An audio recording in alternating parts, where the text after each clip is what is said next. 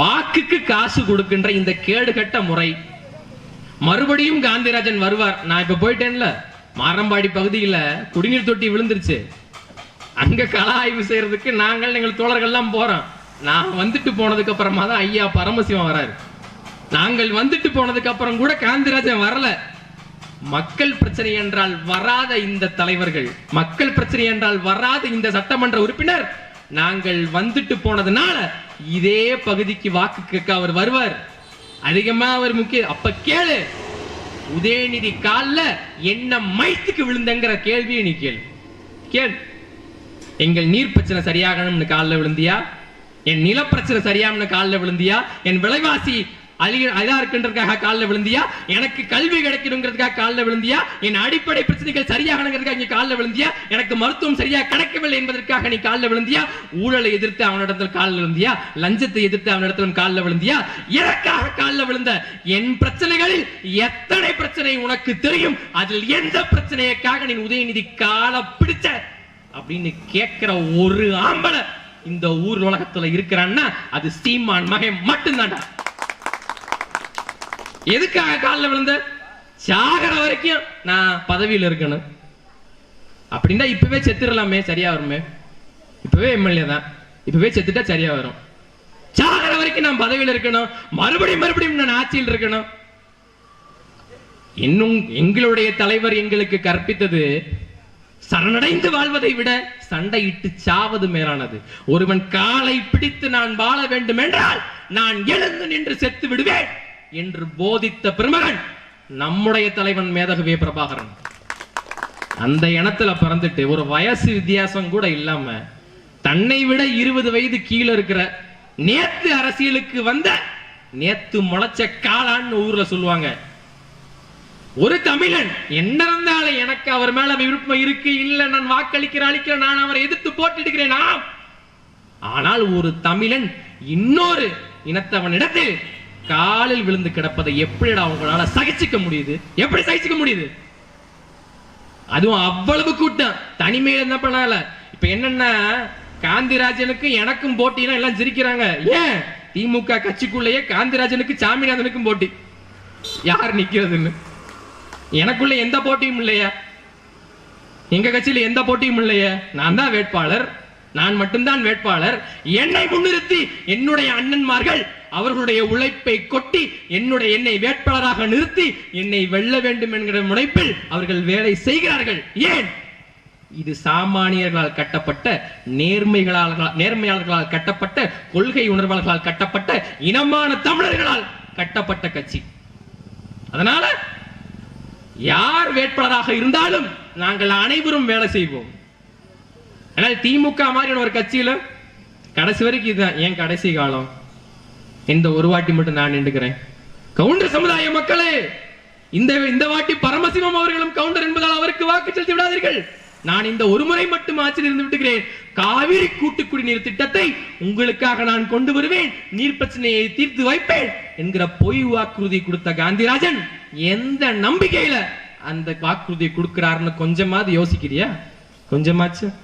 ஏன் அடுத்த வாட்டி இவங்கிட்ட ஓட்டு கேட்க வந்தாலும் இவன் நம்மிடம் எதிர்பார்ப்பது 1000 ரூபாய் பிச்சை காசுதான்.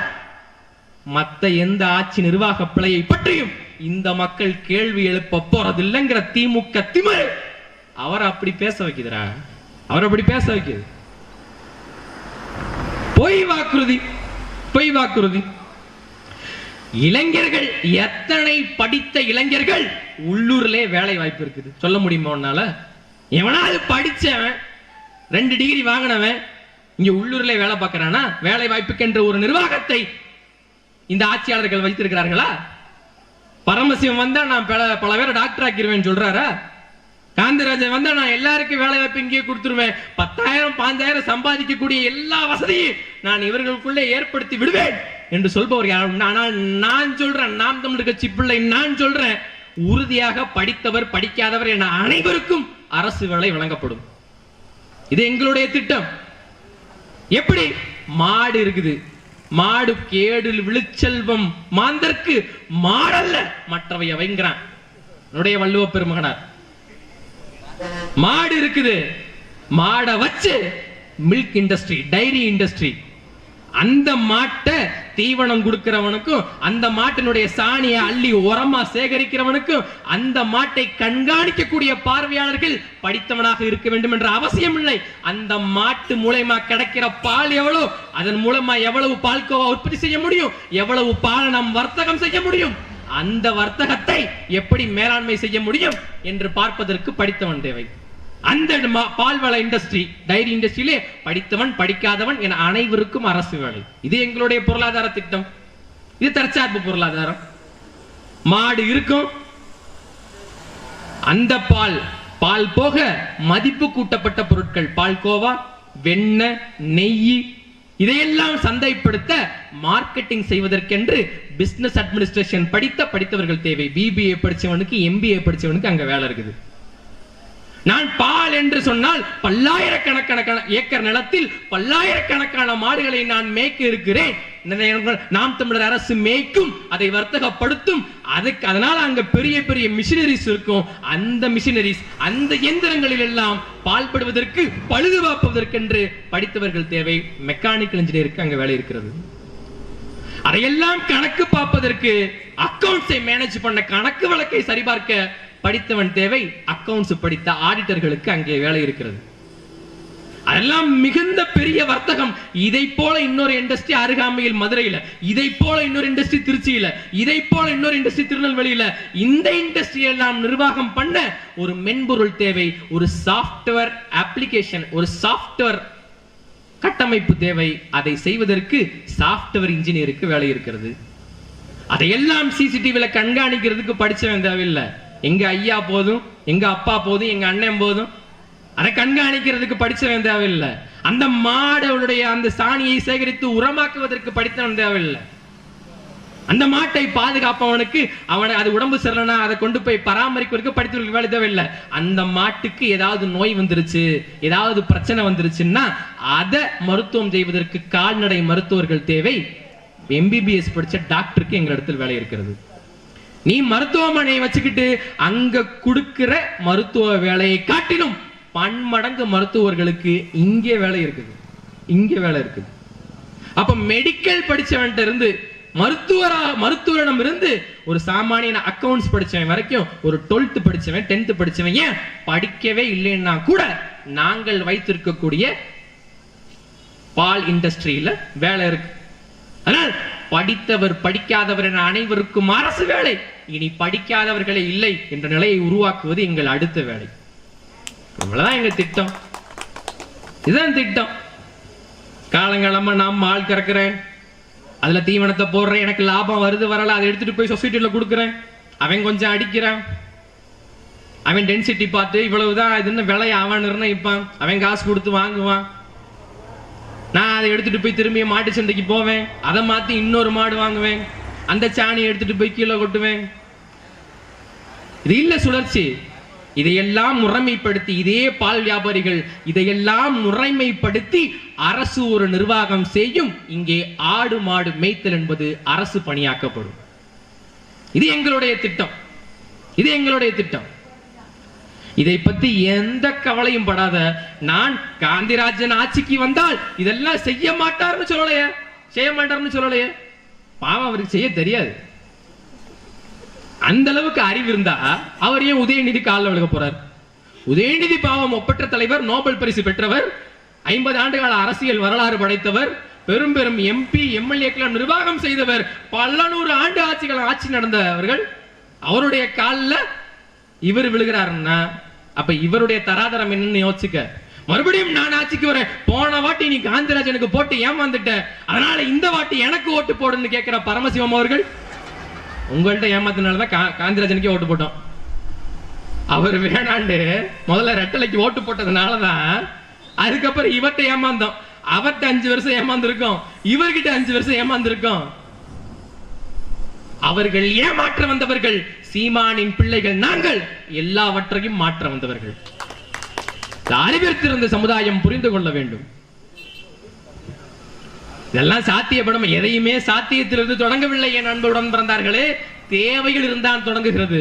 தேவை இங்கே பால் வர்த்தகம் வேண்டுமா தேவை, இயற்கை விவசாயம் வேண்டுமா தேவை, அந்த உணவை வர்த்தகம் செய்ய வேண்டுமா தேவை, தற்சார்பு பொருளாதாரம். கொரோனா நமக்கு எடுத்த ஒரு பெரிய பாடம் தற்சார்பு பொருளாதாரம். கொரோனா நுண்ணுயிரி நமக்கு எடுத்த பெரிய பாடம் தற்சார்பு. ஒரு நுண்ணுயிரியால் அழிக்கவும் முடியும், ஆக்கவும் முடியும். ஏன் வேதி உரங்களை விவசாயத்துக்கு கொட்டாதன்னு நாங்க சொல்றோம்னா, அந்த வேதி உரங்களை கொட்டறதுனால பாக்டீரியா செத்து போயிருது. நீ ஒரு மரத்துக்கு கீழே, ஒரு செடிக்கு கீழே எத்தனை லிட்டர் தண்ணி ஊத்தினாலும் அதை அதாவது எடுத்துக்கொள்ள முடியாது. அங்க பாக்டீரியா அந்த தண்ணியை தண்டுல கொண்டு போய் சேர்க்கிற வேலையை பார்க்கணும். அதுக்கு பாக்டீரியா தேவை, நுண்ணுயிரி தேவை. ஒரு நுண்ணுயிரியால் ஆக்கவும் முடியும், அழிக்கவும் முடியும். அந்த நுண்ணுயிரியை ஆக்க முடிந்த நுண்ணுயிரியை, பாக்டீரியாவை நாம் அழிக்க கூடாது. கொரோனா என்கிற நுண்ணுயிரி, கோவிட்-19 என்கிற நுண்ணுயிரி நமக்கு எடுத்த பெரிய பாடம் மோடி அவர்களே சொல்கிறார். எங்களுடைய தகப்பா செந்தமிழன் சீமான் அவர்கள் பல ஆண்டுகளாக சொல்றாரு. அவருக்கு முன்னாடி இருந்த என்னுடைய பெரிய தகப்பன் நம்மாழ்வார் சொல்றார் தற்சார்பு பொருளாதாரம்னு. கொரோனா காலத்துல ஐயா மோடியே வேற வழி இல்லாம என்ன சொல்லிட்டாருன்னா, தற்சார்பு பொருளாதாரம், இந்தியர்கள் அனைவரும் தற்சார்பு பொருளாதாரத்திற்கு வந்துவிட வேண்டும். ஆமா, இதை சொல்றதுக்கு இப்படி ஒரு பிரதமர் தேவையா? அவங்க நினைச்சா நொடி பொழுதுல அதை சாத்தியப்படுத்த முடியாதா? அப்ப கொரோனா நமக்கு எடுத்த பாழம தற்சார்பு பொருளாதாரம். விவசாயம் இல்லாமல் இங்கு யாரும் வாழும். உழவு இல்லை, உயிர்கள் இல்லை. உயிர்கள் இல்லையேல் உலகம் இல்லை.